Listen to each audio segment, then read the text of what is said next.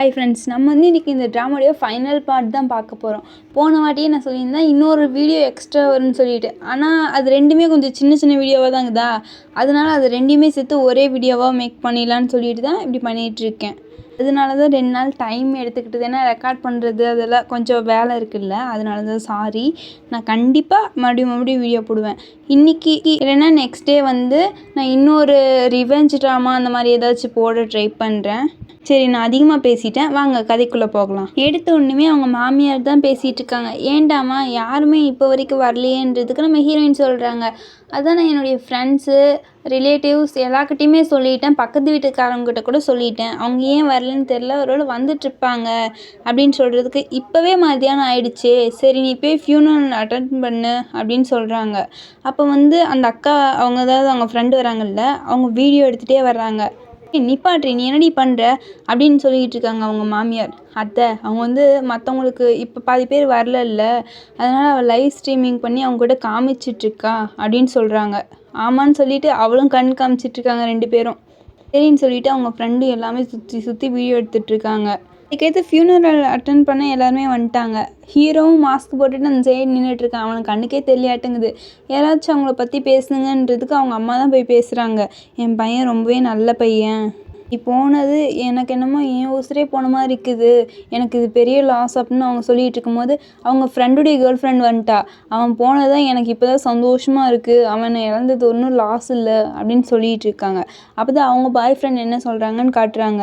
பாய் friend என்ன சொல்லியிருப்பாங்கன்னா, இவகிட்ட நீ சந்தோஷமாக இருக்கணும்னு தான் ஆசை, அதனால தான் நான் கல்யாணமே நம்ம 2 பேரும் பண்ணிக்க வேணான்னு சொன்னன்றதுக்கு அது இப்போ நினச்சி பார்த்துட்டு அவங்க எல்லாமே செல்ஃபிஷ் அப்படின்னு சொல்லிட்டு வாட்டுக்கு அங்கே போய் நின்றுக்கிறா. அது கேட்டது ஹீரோயின் அந்த வீடியோவை பார்த்து சொல்கிறா, இன்றைக்கி ஃபியூனரல் வந்து என்னுடைய ஹஸ்பண்டுக்கெல்லாம் எனக்கு தான், ஏன்னா பழைய வெர்ஷனுக்கு பாய் சொல்லுங்கள், இன்னிலேருந்து நான் புதாள் அப்படின்னு சொல்லிகிட்டு இருக்காங்க அவங்க. அதுக்கடுத்து டாக்டர் இங்கேயே ஒரு குடோனுக்கு போகிறாங்க. அதுக்கடுத்து மறுபடியும் ஹீரோயினை தான் காட்டுறாங்க. அவங்க சொல்கிறாங்க, உங்களுக்கு ஒரு குடும்பம் வேணும்னு நினைக்கிறீங்க, ஆனால் அதில் வர பொறுப்பு வேணாம், அப்புறம் வந்து உங்களுக்கு நல்ல பொண்ணு ஒய்ஃபாக வேணும்னு நினைக்கிறீங்க, ஆனால் நீங்கள் ஒரு யோக்கியமான ஹஸ்பண்டாக இருக்க முடியாது அப்படின்னு சொல்லிகிட்டு இருக்காங்க. என்னடி அவன் சாவு கொண்டு நீ என்னடி பேசிகிட்டு இருக்க அப்படின்னு அவங்க மாமியை மட்டும் கத்திக்கிட்டு இருக்காங்க. ஹீரோயின் சொல்கிறாங்க, உங்கள் பையனுக்கு கண்ணு தெரியாதனாட்டும் வந்துட்டீங்க அப்படின்னு சொல்கிறதுக்கு இதுக்கு எல்லாத்துக்குமே காரணம் நீ தானே, ஒன்றால் தான் அவன் மாறிட்டான்றதுக்கு இதுதான் ஹீரோடைய அஃபேர் வந்துட்டா, அவனை பற்றி எனக்கு நல்லா தெரியும் அப்படின்னு சொல்லிட்டு. அவங்க யாருக்குமே அவங்கள பற்றி அருமைலாம் புரியாது, எனக்கு மட்டும்தான் புரியும், நான் தான் அவங்க கூட ரொம்ப க்ளோஸாக இருந்தேன் அப்படின்னு கட்டி பிடிச்சி சம்மந்தப்படுத்திட்டு அதுக்கேற்று நான் போய் ஒரு வார்த்தை பேசணும்னு சொல்கிறதுக்கு ஹீரோயின் வந்து வேணான்றா. அவள் பேசட்டும் அப்படின்னு சொல்லிட்டு அவங்க மாமியாரும் தடுத்துட்டு நீ போய் பேசுடாமா அப்படின்னு அனுப்புகிறாங்க. அதுக்கடுத்து இங்கே ஹீரோவை தான் பெட்டியிலலாம் திறந்து வந்து பார்த்துட்டு இருந்தான், அவன் உயிரோட வைப்பான் நடங்குது. அதுக்கடுத்து இங்கே இதை காட்டுறாங்க, நான் நினச்ச மாதிரி நீ எனக்கு முன்னாடி செத்துட்ட, நீ செத்தது எனக்கு ரொம்ப சந்தோஷம் அப்படின்னு சொல்லிட்டு இருக்காங்க. அவங்க மாமியா நீ என்னடி பேசுகிறேன்னு சொல்கிறது அவள் கடுப்பாயிட்டா, நீ எல்லாம் யோகியமானவனே இல்லை, நீ எல்லாம் ஆம்பளையே இல்லை அப்படின்னு சொல்லி இவாட்டு கத்திட்டு அந்த ஜாடி இருக்குல்ல அதை தூக்கி அங்கே கீழே போட்டு உடச்சிட்டா. தண்ணி எடுத்துகிட்டு வந்து ஊற்றுறா. அவங்களும் பார்த்து அது வந்து என்னென்னா மைதா மாவாட்டம் இருக்குது, என்ன மைதா மாவுன்னு சொல்லி பார்த்தா இங்கே அவங்க பையனாட்டம் ஒருத்தன் இருக்கான். அதுக்கடுத்து இவங்க பண்ண பிளானை தான் காட்டுறாங்க. என்னுடைய ஹஸ்பண்ட் வந்து ஃபேக்காக சேர்த்த மாதிரி நம்ம வந்து ஒரு விஷயம் க்ரியேட் பண்ண போகிறோம் அப்படின்னு சொல்லிகிட்டு இருக்காங்க. செத்த மாதிரி ஒரு ஃபியூனரல் அட்டன் பண்ண வச்சு அவங்க அம்மாக்கே தான் பிள்ளை இவனா அப்படின்னு சொல்லி சந்தேகம் வர வைக்கணும். அவனை அப்புறமா அந்த வீடியோவில் வந்து விழ வச்சு அவன் ஃபியூனரலுக்கு அவனே வந்து அவனை கஷ்டப்படுத்தணும் அப்படின்னு சொல்லிட்டு இருக்காங்க. அதுதான் இவங்க பிளான் ஆட்டங்குது. அதுக்கடுத்து அவங்க அக்கா நான் உனக்கு ஹெல்ப் பண்ணுறேன் அப்படின்னு சொல்லிட்டு 2 பேரும் டாக்டரும் அவங்களும் வந்துடுறாங்க. நீங்கள் போய் அவனை கரெக்டாக கூட்டிகிட்டு வாங்க, அவன் எங்கே இருக்கான் அப்படின்லாம் தெரிஞ்சுக்கிட்டு அப்படின்னு அந்த டாக்டரை பார்த்து சொல்லிவிட்டு வாங்க நீங்கள் போகலாம் அப்படின்னு சொல்லி அவங்க ஃப்ரெண்டையும் கூப்பிட்டு வந்துடுறாங்க. இதுதான் அங்கே நடந்ததாட்டங்குது. நீ ஃபஸ்ட்டு வெளியே போடா, நீ தாண்டா என் பிள்ளை சாவுக்கே காரணம் அப்படின்னு சொல்லிட்டு அவங்க உண்மையான பையனே போட்டு அழிச்சிட்டு இருக்காங்க. நான் தான் அவங்க உண்மையான பையன்றதுக்கு இல்லைம்மா, நான் தான் அவங்க உண்மையான பையன் அப்படின்னு சொல்லிட்டு ஃபேக்கும் ரியலும் மீட் பண்ணுறாங்க. அப்போ தான் என்ன நினச்சுன்னு காட்டுறாங்க, அவன் வந்து இவனை கொல்லணும்னு சொல்லிட்டு கழுத்தை நெரிக்கிறான், ஆனால் இவனுக்கு பார்த்தா ரொம்ப இவனுக்கும் வலிக்குது. அப்போ அவன் சிரிச்சிட்டு சொல்கிறான், டேய் நான் தாண்டா ஒரிஜினல், நீ ஃபேக்கு, என்ன நீ பண்ணாலும் அது உனக்கும் நடக்கும் அப்படின்னு சொல்லிகிட்டு இருக்கான். அதனால தான் இவன் இப்படி ஒரு பிளான் பண்ணியிருக்கானாட்டங்குது. எடுத்து எல்லாருமே கத்திட்டு இருக்காங்க. ஹீரோவுடைய அஃபேர் பயந்துட்டு போய் அவங்க பின்னாடி போய் ஒழிஞ்சிட்டு இருக்காங்க. என் பிள்ளை இன்னும் சாவலையா, உயிரோடு தான் இருக்கானா அப்படின்னு சொல்லி அவங்க அம்மா வேற கத்திட்டு சந்தோஷப்பட்டுட்டு இருக்காங்க. பாருங்க காய்ஸ், ரியல் ஹஸ்பண்டும் ஃபேக் ஹஸ்பண்டும் ஒரே இடத்துல அப்படின்னு சொல்லி அவங்க வீடியோ எடுத்துட்டு இருக்காங்க. இல்லை யார் என் பிள்ளைன்னு தெரில, நான் அதனால உங்கள் 2 பேரையும் தத்து எடுத்துக்கிறேன், நீங்கள் 2 பேருமே என் பிள்ளையா இருக்குங்க அப்படின்னு சொல்லிட்டு இருக்கிறாங்க. அதுக்கு வந்து ஹீரோயின் சொல்கிறாங்க, அம்மாக்கே தான் பையன் யாருன்னு தெரில அப்படின்னு சொல்லிட்டு இருக்கிறதுக்கு, வாய் மூட்ரி, இவங்க 2 பேரும் என் பசங்க தான் அப்படின்னு அவங்கள்ட்ட சொல்லிட்டு இருக்காங்க. உங்களால் 2 பசங்களை ஏற்றுக்க முடியும், நான் எப்படி 2 புருஷனையும் ஏற்றுக்க முடியும், என்னால் அதெல்லாம் முடியாதுன்னு சொல்லிட்டு இருக்காங்க. இவங்க 2 பேரும் இல்லை நான் தான் உன்னுடைய உண்மையான புருஷன், நான் தான் உன்னுடைய உண்மையான ஹஸ்பண்ட் அப்படின்னு சொல்லி கத்திட்டு இருக்காங்க. அதுக்கடுத்து ஹீரோயின் இவங்க தான் உங்கள் பையன்னு சொன்ன பேருக்கு அவங்க போய் கட்டி பிடிச்சிட்டு வந்துட்டியாடா அப்படின்னு சொல்லியெல்லாம் கட்டி பிடிச்சிட்டு ரொம்ப ஃபீல் பண்ணிட்டு இருக்காங்க. இவன் சொல்கிறான், வா நம்ம தான் இப்போ எல்லா பிரச்சனையும் முடிஞ்சிடல, வா நம்ம போகலான்றதுக்கு, அவள் ஏன் பொண்டாட்டிட்டா என் கூட தான் இருக்கணும் அப்படின்னு சொல்லிட்டு 2 பேர் கை பிடிச்சி இழுத்துட்டு இருக்காங்க. அந்த அக்காவும் வீடியோ எடுத்துகிட்டே இருக்காங்க. எடுத்து ஃபேக் ஹீரோ வந்திருப்பான் தானே, அந்த கண்ணாடி எப்படியோ அவள் கேட்டு வாங்கிட்டு வந்துருப்பாளாட்டுங்குது. அங்கே 2 பேரும் ஹீரோ வந்து உண்மையான ஹீரோ வந்து அந்த ஃபேக் ஹீரோவை இழுத்துட்டு போயிட்டு இருக்கான். அவனால் தப்பிக்கவும் முடியலை. நான் உனக்காக தானே இத்தனையும் பண்ணேன், நான் கூட சந்தோஷமாக வாழணும் தானே இப்படிலாம் பண்ணேன் அப்படின்னு சொல்லிட்டு ஹீரோயினை பார்த்து கத்திட்டு இருக்கிறதுக்கு, அதெல்லாம் பகல் கனவுடா, அதெல்லாம் பழிக்காது அப்படின்னு ஹீரோ சொல்லிட்டு இருக்காங்க. அதுக்கடுத்து ஹீரோயின் ஏதோ ஒரு ஃப்ளாஷ்பேக்கை யோசித்து பார்க்குறாங்க. அதாவது அங்கே கிளப்னு ஒரு கிளப் இருக்குது தானே, அங்கே நடந்தது. அவங்க எதையோ ஒரு சிஸ்டமை வந்து காப்பி பண்ணி அந்த ஃபைல்ஸ் எல்லாம் எடுத்துகிட்டு அவங்க வாட்டு குடுகுடுன்னு ஓடிடுறாங்க. அதுக்கடுத்து ஹீரோயின் வெளியே வந்து அவங்க ஃப்ரெண்டுக்கிட்ட கேட்குறாங்க, இதெல்லாம் தப்பிக்கணும்னா என்ன பண்ணுறதுன்றதுக்கு அந்த கண்ணாடியை உடைக்கிறதா ஒரே வழி அப்படின்னு அவங்க சொல்லிட்டாங்க. அதை ஏன் வச்சுக்கிட்டு டென்டல் மோலை எடுத்து ஹீரோயினும் அந்த கண்ணாடியை உடைச்சிட்றா. அதுக்கடுத்து மறுபடியும் எல்லாமே ரிவர்ஸில் நடந்த மாதிரி காமிச்சு நம்ம இவ்வளோ நேரம் ரியல் ஹீரோன்னு நினச்சிட்டு இருந்தவங்க வந்து அழிஞ்சு போயிடுறாங்க. ஏன்னா அவங்க தானே ஃபேக்கு. அதனால் அதே மாதிரி நிறைய பேர் பண்ணியிருப்பாங்க தானே, ஃபேக்கும் ரியலும் மாற்றி அதே மாதிரி எல்லாருமே அழிஞ்சு போயிடுறாங்க. அதுக்கடுத்து நியூ கிளப் அக்கா தான் அதெல்லாம் இப்படி பண்ணு அப்படி பண்ணுன்னு சொல்லிட்டு இருக்காங்க அவங்க அசிஸ்டண்ட்கிட்ட. அதுக்கடுத்து ஹீரோயின் தான் பேசிகிட்டு இருக்காங்க. இப்போ நீங்கள் பார்த்துருப்பீங்க என்னுடைய ஹஸ்பண்டு, அதுக்கடுத்து ஃபேக் ஹஸ்பண்டும், அவங்க 2 பேரும் ட்வின்ஸும் இல்லை, சொந்தக்கார பசங்களும் இல்லை. அவன் மூலம் இந்த உலகத்தில் இருக்கவன் இல்லை, ஒருத்தவங்க தான் இந்த உலகத்தில் இருக்காங்க. இன்னொருத்தவங்க வந்து நியூ கிளப்புன்னு ஒரு கிளப்பில் வந்து ஒரு கண்ணாடியிலேருந்து வெளிவந்தவங்க தான். என்னால் நம்ப முடியல. ஃபஸ்ட்டு என்னாலேயும் நம்ப முடியல. அதுக்கடுத்து நானே பார்த்த பிறகு தான் நம்ப ஆரம்பித்தேன். அவங்க ஃப்ரெண்டு வந்துட்டு, ஆமாம் இவங்க சொல்கிறதெல்லாம் உண்மை, அதில் பாதிக்கப்பட்டவன் நானும் தான், என்னுடைய பாய் ஃப்ரெண்டும் என்னையை விரும்புகிறான், ஆனால் அதில் வர்ற பொறுப்பை மட்டும் அவன் ஏற்றுக்க மாட்டேன்றான் அப்படின்னு அவங்க சொல்லிகிட்டு இருக்காங்க. இப்போயாச்சும் நாங்கள் சொல்கிறதெல்லாம் நம்புறீங்களா அப்படின்னு ஹீரோயின் வாட்டி சொல்லிக்கிட்டு இருக்காங்க. இந்த நியூ கிளப்புன்ற ஒரு கிளப்பை நம்ம அழிச்சாலும் அவங்க மற்ற இடத்துல இந்த மாதிரி ஓப்பன் பண்ண வாய்ப்பு இருக்குது. உங்கள் ஹஸ்பண்ட் இதை இந்த மாதிரி மாறினாங்கன்னா அப்படி மாற விடாமல் பார்த்துக்கிறது நம்ம கையில் தான் இருக்குது அப்படின்லாம் சொல்லிகிட்டு இருக்காங்க. அதுக்கடுத்து ஹீரோயினும் அவங்க ஃப்ரெண்டு எல்லாருமே வந்துடுறாங்க. அதுக்கடுத்து இவங்க ரொம்பவே ஃபீல் பண்ணிகிட்டு இருக்காங்க. அதுக்கடுத்து ஹீரோயின் வாட்டு கெத்தாக வந்துடுறாங்க. ஆமாம் எவ்வளோ கஷ்டப்பட்டுருக்காங்க, அவங்களுக்கு இதெல்லாம் கண்டிப்பாக அந்த ஹீரோக்கு இதெல்லாம் தேவை தான். அதுக்கடுத்து அவங்க வந்து அந்த நியூ கிளப்புன்ற கிளப்புக்கு போய் பார்த்தாங்க, எல்லாம் அடித்து நொறுக்கியெல்லாம் வச்சுருக்கானுங்க. ஹீரோயின் சொல்கிறாங்க, அவங்க இங்கே இல்லைனா வேறு எங்கேயாச்சும் அது ஓப்பன் பண்ணுவாங்கன்றதுக்கு அவங்க ஓப்பன் பண்ண சான்ஸ் இல்லையே அப்படின்னு இவங்களும் சொல்லிகிட்டு இருக்காங்க. அடுத்து வந்து ஹீரோயின் வந்து அவங்க வீட்டுக்கு உள்ளே வர்றாங்களா, வந்தோடனுமே இவன் கூனி குறுங்கி அவங்க ஹஸ்பண்ட் வாட்டுக்கு உட்காந்துட்ருக்கான். அதுக்கடுத்து ஹீரோயினுடைய ஹஸ்பண்ட் வந்து, உனக்கு நான் சூப் பண்ணி வச்சுருக்கேன் சாப்பிடுன்றதுக்கு, இல்லை எனக்கு அதெல்லாம் வேணான்றாங்க. அதெல்லாம் இவன் கேட்காம, சாப்பிட்றாமா அப்போ தான் உன் உடம்பெல்லாம் சரியாகும், அப்போ தான் நீ ஹெல்த்தியாக இருப்ப அப்படின்னு சொல்லும் போது ஹீரோயின் மதிப்பாளா வாட்டுக்கு அதை சாத்திட்டு போயிடுறா. அதுக்கடுத்து காலையில் தான் காட்டுறாங்க, ஹீரோ வாட்டுக்கு வந்து ஹாலில் தான் தூங்கிட்டு இருக்கான். ஹீரோவை வந்து அவங்க அம்மா எழுப்பிட்டு, இதானே அவனுக்கு கடைசி வாய்ப்பு, அவளை எப்படியாச்சும் சமாதானப்படுத்தி உன் ஒய்ஃபாக நீ உன் கூடயே வச்சுக்க பாரு அப்படின்லாம் சொல்லிட்டு இருக்காங்க. அதுக்கடுத்து ஹீரோயின் வெளியே வரும்போது, சாரி என்னை மன்னிச்சுன்னு சொன்னோன்னே அவன் மறுபடியும் கண்டுக்காமல் கதை சாத்திட்டு உள்ளே ஓடிட்டா.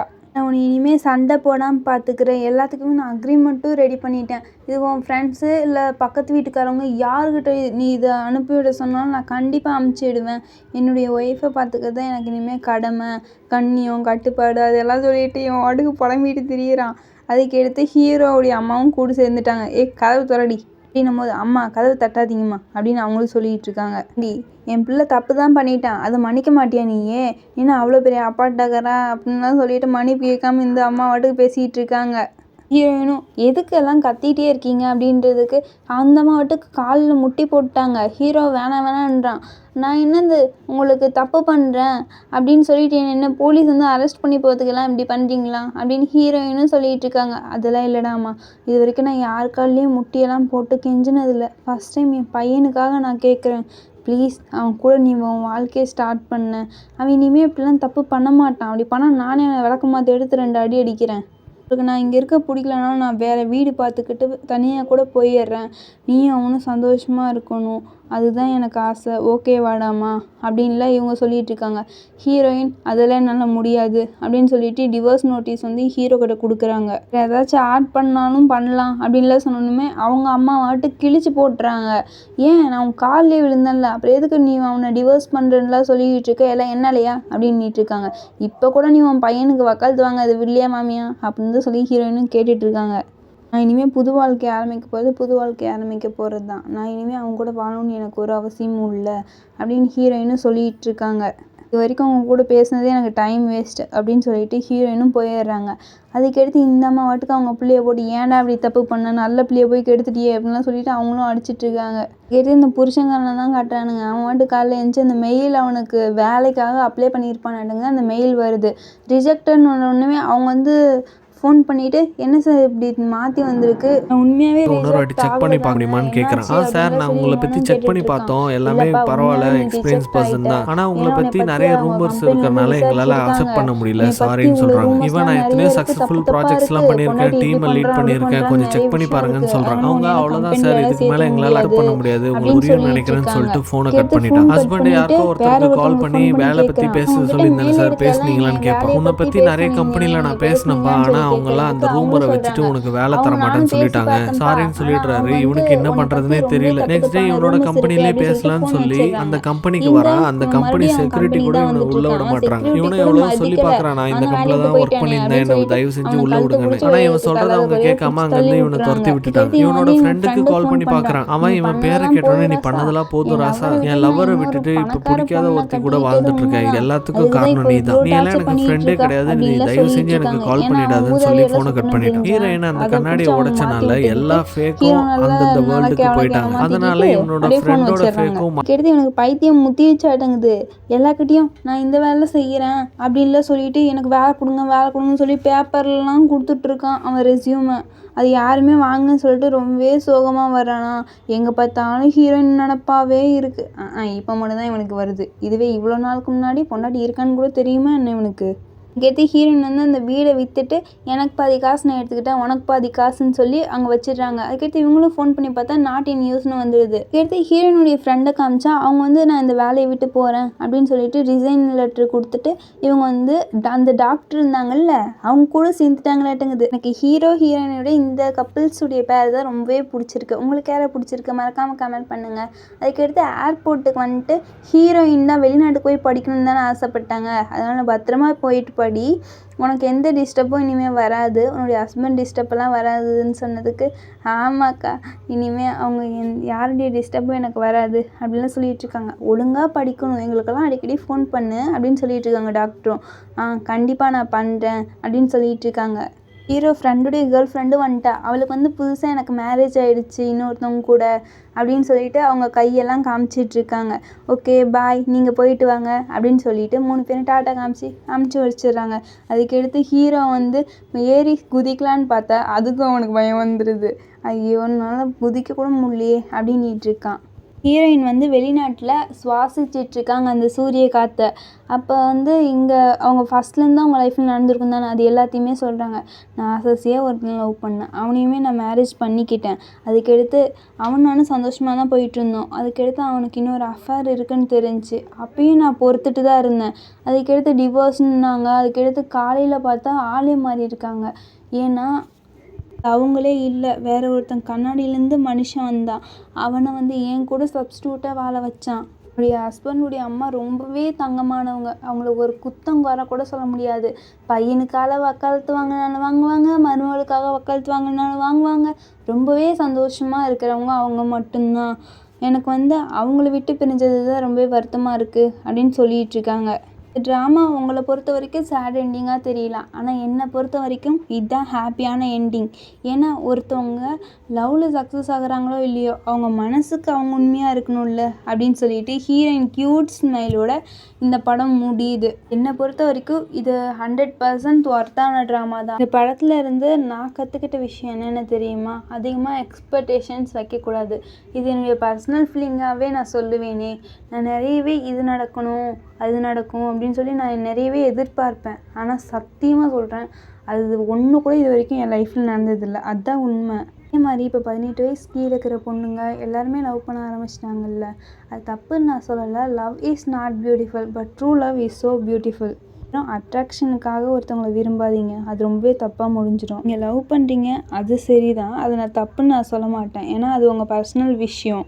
அது நீங்கள் ஒரு வேலைக்கு போயிட்டு ஒரு நல்ல சேல்ரி எல்லாம் வாங்கிட்டு உங்கள் ஃபேமிலிக்கிட்ட தைரியமாக சொல்லுங்கள். அப்போ கண்டிப்பாக உங்கள் பேரண்ட்ஸ் ஏற்றுப்பாங்க. Bye friends. மறக்காமல் நம்ம சேனல் லைக் பண்ணுங்கள், ஷேர் பண்ணுங்கள், கமெண்ட் பண்ணுங்கள். இதான் நான் எப்பயுமே சொல்லுவேன். இது எல்லாமே உங்களுக்கு பிடிச்சிருந்தா மட்டும் பண்ணுங்கள். நான் எப்பயுமே ஒருத்தவங்கள ஃபோர்ஸ் பண்ணணும்னு நினைக்க மாட்டேன். அப்படி நான் உங்களை ஃபோர்ஸ் இதை பண்ணியிருந்தேன், லைக் பண்ணுங்கள், ஷேர் பண்ணுங்கள், கமெண்ட் பண்ணுங்கள் அப்படி சொல்லி ரொம்ப உங்களை கட்டாயப்படுத்தியிருந்தேன்னா தயவு செஞ்சு என்னை மன்னிச்சிடுங்க.